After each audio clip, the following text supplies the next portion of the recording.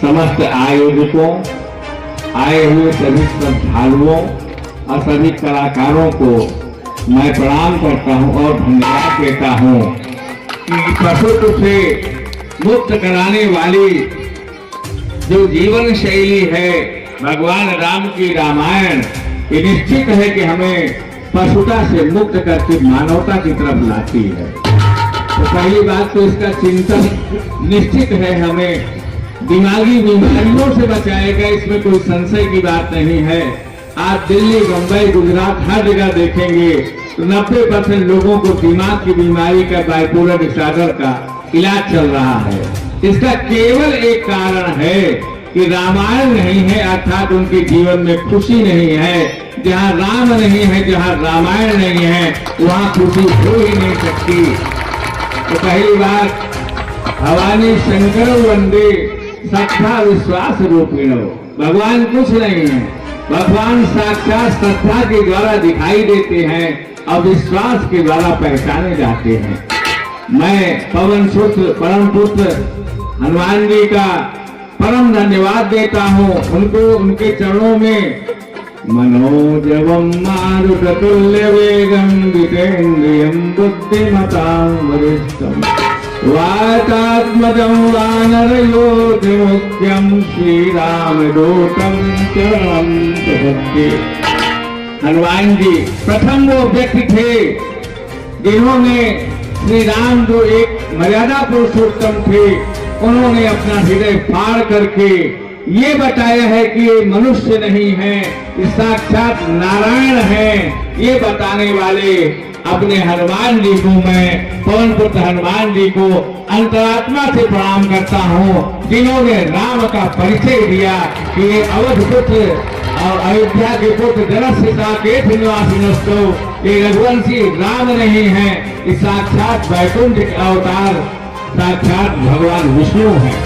यही नहीं, जब धनुष यज्ञ के दिन अपने खास करके आ गए थे बहुत क्रोधी ऋषि, उन्होंने जब कहा कि आपने सूर्य के धन को क्यों तोड़ा परशुराम जी, तो भगवान ने एक शब्द कहा कि भगवान तो मैं आपसे तो लड़ाई कर ही नहीं सकता, मैं तो आपके चरणों का दास हूँ।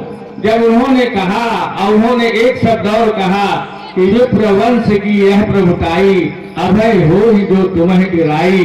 परशुराम से कहते हैं कि विप्र वंश की आपकी ये प्रभुता है कि जो आपसे डरेगा उसको इस ब्रह्मांड में डरने की जरूरत नहीं है। और जैसे परशुराम जी ये बात सुने तो उनको एक वो भृगु पुत्र थे, उनको याद आ गई कि ये बात तो वैकुंठ लोक में भृगु ऋषि और नारायण के बीच में बात हुई थी, जो लक्ष्मी जी ने श्राप दिया था कि मैं ब्राह्मणों के पास नहीं आऊंगी क्योंकि उन्होंने छाती पर लात मार दिया था। तो भगवान विष्णु ने कहा था चिंता मत करिए, जो आपसे डरेगा उसको पृथ्वी से डरने की जरूरत नहीं है। ये भगवान विष्णु ने वरदान दिया था ऋषि को, भृगु ऋषि को, तब जाके उनको स्मरण आया कि साक्षात नारायण है। ये अयोध्या के दशरथ के पुत्र राम तो है ही है, लेकिन साक्षात नारायण है। तो भगवान इस नारायण श्रीमन नारायण श्री राम स्वरूप की हम उपासना करते हैं। लेकिन या देवी सर्वभूतेषु विष्णु मायेति संस्थिता नमस्तस्यै नमस्तस्यै नमस्तस्यै नमो नमः। जो जगदम्बा ही पृथ्वी पर आएंगे तो भगवान की एक माया रूपी शक्ति है, और माया रूपी शक्ति मनुष्य को भ्रमित और दुखी और हमेशा षड्यंत्रों में फंसाती रहती है। भगवान राम और उनका परिवार भी इसका शिकार हुआ। कहा गया है असंभवम हेम मृगस्य जन्म तथापि रामो लुलुभे मृगाय प्रायः समासन्न विपत्ति काले धियोऽपि पुंसां मलिनी भवन्ति। मतलब माया ने स्वयं भगवान राम के परिवार को नहीं छोड़ा, क्योंकि स्वर्णमृग होना असंभव था, स्वर्णमृग हो नहीं सकता। और अगर स्वर्णमृग होता भी तो महाराज दशरथ के पुत्र राम और जो सीता जी थी, जनक की पुत्री थी, इनको क्या इन्होंने सोना नहीं देखा, लेकिन लालायित हुई। स्वयं होना संभव था, तब श्री राम और माता सीता लालायित हुई अर्थात उनकी बुद्धि भ्रमित हुई। तथापि रामो लोभेम दिगाए, तो भी राम उस मृत के लिए लोभित, जो इतने बड़े वशिष्ठ जैसे ऋषि के शिष्य थे, कैसे उनकी बुद्धि ऐसी हो सकती है। लेकिन उनकी स्वयं की माया उनको मोहित करती है। अलुलभे निगाहे है, असंभव होना असंभव है मृत का, तथापि रामो लुलभे निगाहे। प्रायः समासन विपत्ति काले धियो पुंसा मलनी भवंती। जब कभी दुर्दिन का समय आता है, दुखों का समय आता है, सीता का अपहरण होना था, इसी कारण से उनकी बुद्धि मलिन हो गई और लोभी हो गए उसके लिए, और जाके मृत के पीछे चले गए। यही कारण था कि सीता का अपहरण हुआ। और सीता के अपहरण होने में हमारे समाज में कितना बड़ा आंदोलन, कितना बड़ा दुख हुआ।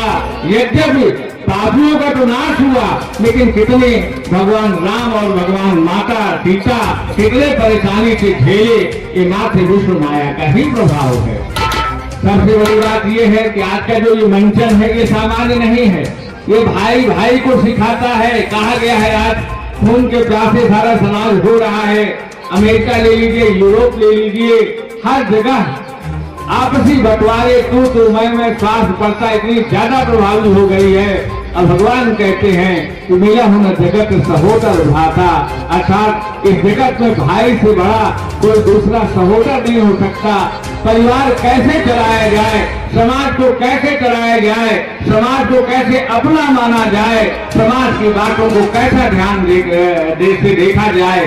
एक आदर्श पिता, आदर्श पति, आदर्श पुत्र और आदर्श राजा, आदर्श सन्यासी, आदर्श योद्धा अगर किसी के अंदर गुण दिखाई देता है, वो हमारे परम प्रभु जो हमारे रोम रोम में है, हमारी सांसों में है, हमारे नामों में है, ऐसे परमात्मा श्री रामचंद्र जी के अंदर सारे गुण दिखाई देते हैं। अब आप लोगों का आज मंचन शुरू हो रहा है, मैं अधिक नहीं बोलूंगा। प्रेम बोलिए सियावर रामचंद्र की। धन्यवाद। श्री राम और लक्ष्मण के सहित निवास कर रहे हैं।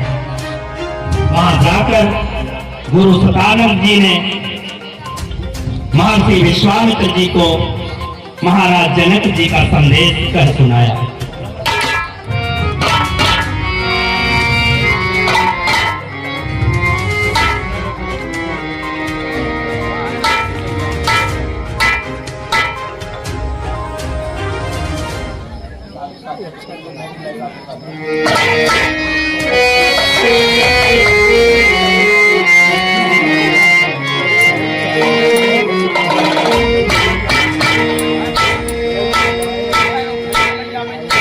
हे गुरुदेव, आपको दोनों राजकुमारों के सहित जनक जी महाराज रंगभूमि में